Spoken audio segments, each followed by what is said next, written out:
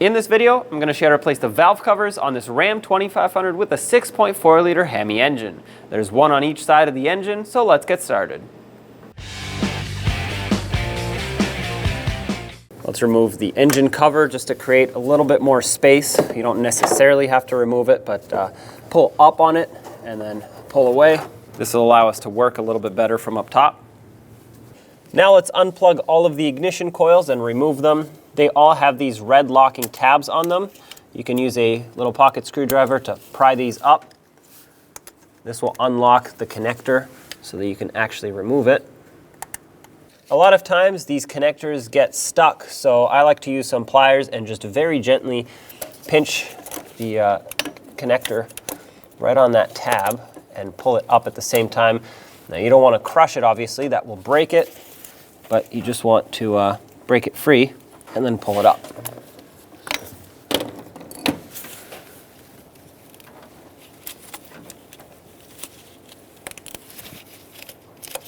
Okay, set that aside. That one was probably the most difficult one just because that harness is in the way.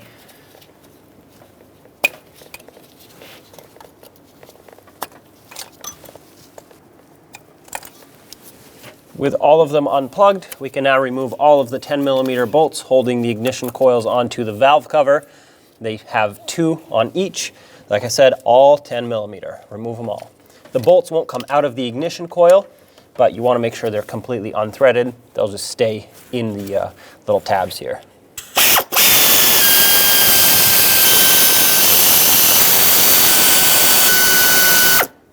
Now remove all of your ignition coils from the valve cover. Just pull up on them, set those aside.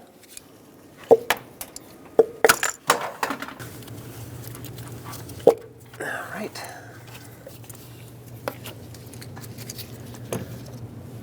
Now there's a wiring harness, this thick harness here that goes across the valve cover.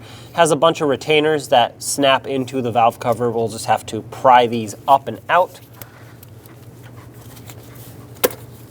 Just like that.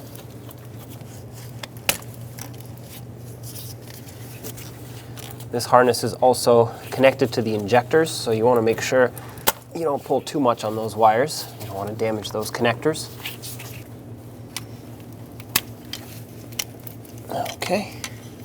This harness won't move too much out of the way, but it is or should be enough to allow us to clear the valve cover. At this point, you can see the valve cover bolts here, there, and basically all around. There should be 10 in total, 5 on the top, 5 on the bottom. If you have a lot of debris that built up here, I would recommend vacuuming it. I have a little bit, but it's really not that bad. It's just a couple leaves that I'll push out of the way. But a lot of times, if you have a lot of debris built up, as soon as you remove the valve cover, it could actually fall inside the engine, and you, of course, want to avoid that. Now let's remove the 8mm valve cover bolts. You want to start on the outer ones and work your way towards the center ones.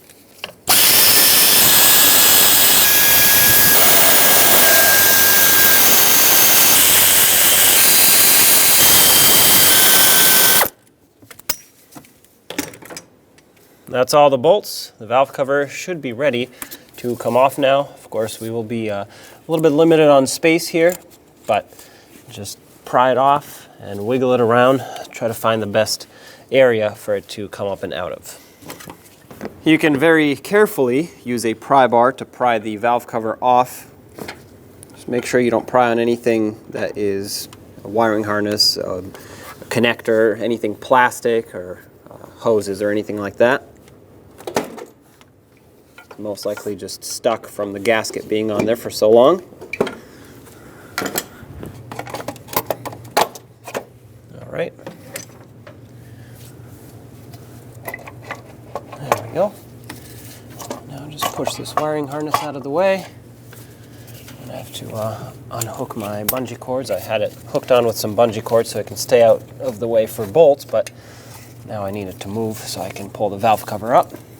I'm going to remove the engine oil dipstick so I can push the dipstick tube a little bit. You can unbolt it off of its bracket and either remove it or push it out more, but all I'm going to do is pull on this AC line like that and just push the dipstick tube a little bit out of the way, just like that.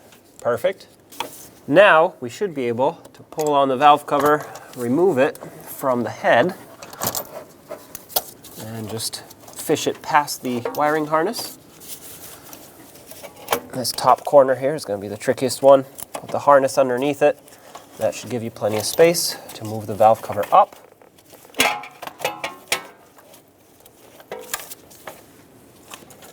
And there's the valve cover.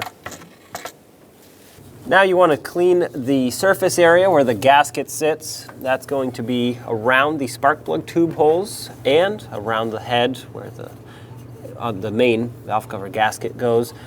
And it doesn't need to look perfect or brand new. You just need to wipe off the oils, wipe off the debris. And if you have a lot of gunk build up, you want to use a razor blade to clean. The reason you want to use a razor blade is because it's sharp enough to scrape all the debris away and all the corrosion or whatever else you have going on, but it is soft enough to not gouge the aluminum, of course, as long as you're being careful with it. So that's what I'm going to use next, a nice new razor blade, and just clean along the entire surface area here.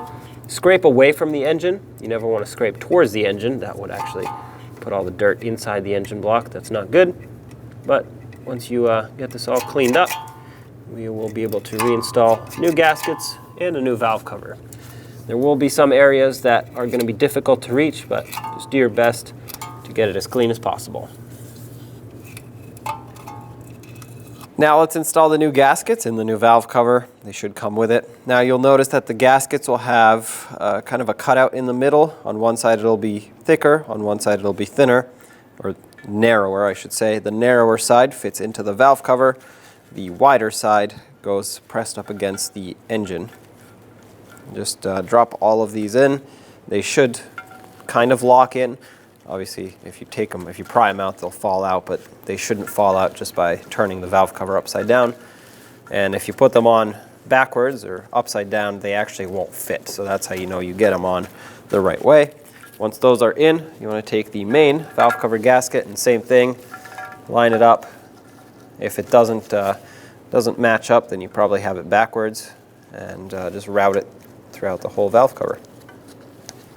All right. This gasket is seated in position. Make sure it's locked in everywhere. If it pops out, squish it back down in, and just make sure that it won't fall off when you flip the valve cover around, which of course you'll have to do to install it.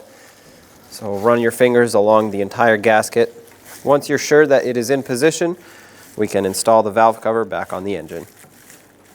When you install the valve cover, you want to make sure you have it oriented in the correct direction. There are a few different ways to make sure that you do this right.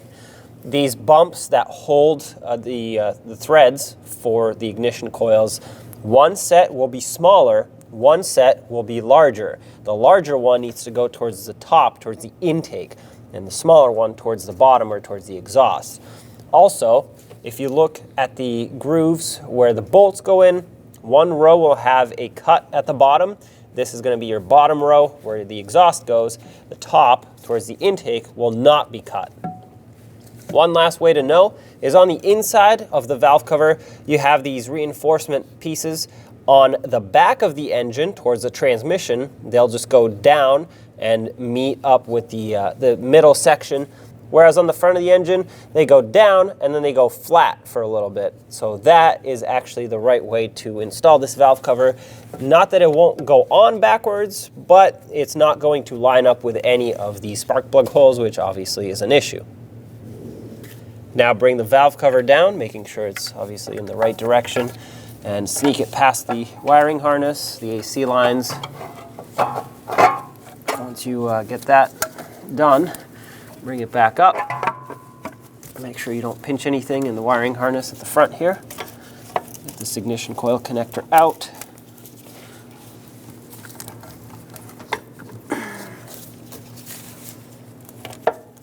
All right.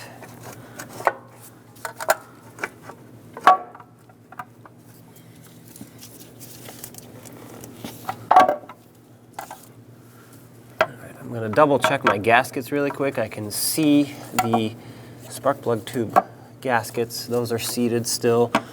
The main valve cover gasket looks to be good. At the bottom, I can feel it. Everything looks perfect. So I'm going to grab some bolts. New bolts should come with the valve cover.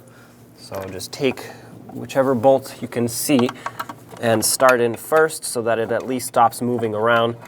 You want to just lock it in position, start these by hand, and as soon as you start in a second one, it'll really get locked in place.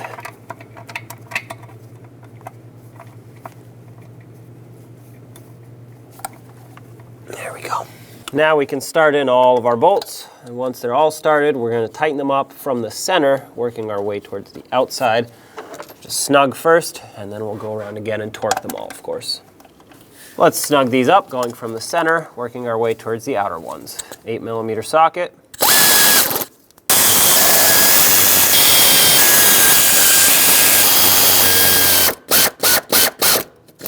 .96 inch-pounds is the torque for all of these bolts. Same sequence, start from the center, work your way towards the outer ones. If for some reason you are unable to torque them, just do your best to get them nice and snug.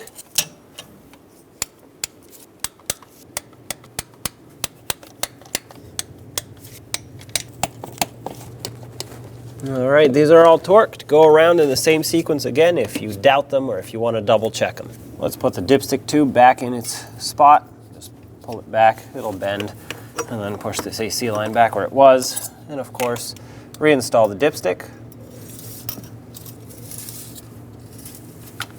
There we go. Now clip the wiring harness back into its retainers on the valve cover.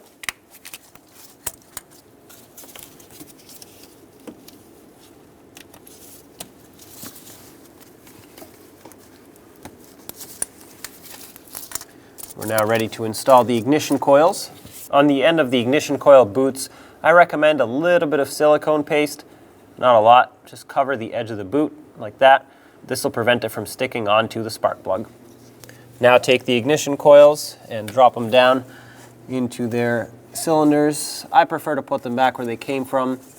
Might not necessarily have to, but that's just a personal preference. Push them down all the way.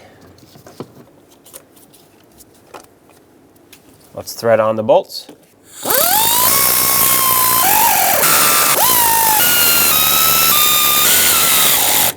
Now let's torque the bolts for the ignition coils to 62 inch-pounds.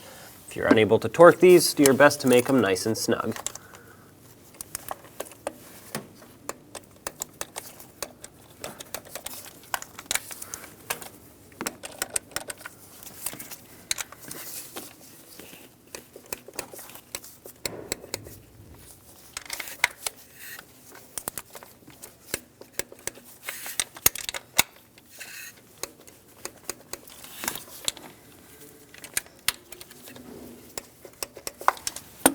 With those tightened down, reconnect all the electrical connectors, make sure they click, and lock them down.